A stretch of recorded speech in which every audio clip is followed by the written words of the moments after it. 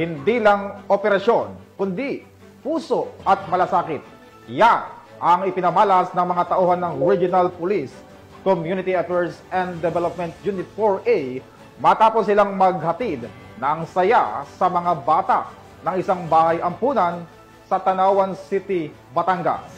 Yan ang magandang balita ni Patrolwoman Mary May Sarturio. Ito ang pamuluhang program ang matagumpay na isinagawa ng Regional Police Community Affairs and Development Unit 4A, katuwang ang Regional Mobile Force Battalion 4A Curaao, nito lang may 8 ng Oktubre 2025, na pinangunahan ni Police Lieutenant Colonel Noel P. Valdez, Assistant Chief RPQ 4A.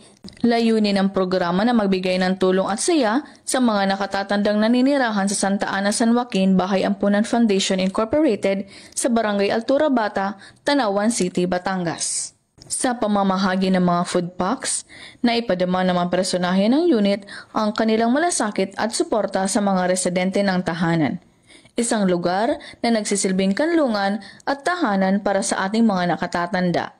Tampok din ng mga palaro at masasayang aktibidad na nagbigay ng ngiti at kasiyahan, na nagpapatunay na kahit sa simpleng paraan, napapaligaya at napapalakas ang loob ng bawat isa. Ang outreach program na ito ay paalala na ang ating mga nakatatanda ay mahalaga, at sa bawat pagkilos ng pagkalinga, nabibigyan sila ng pag-asa at ligaya sa kanilang mga puso.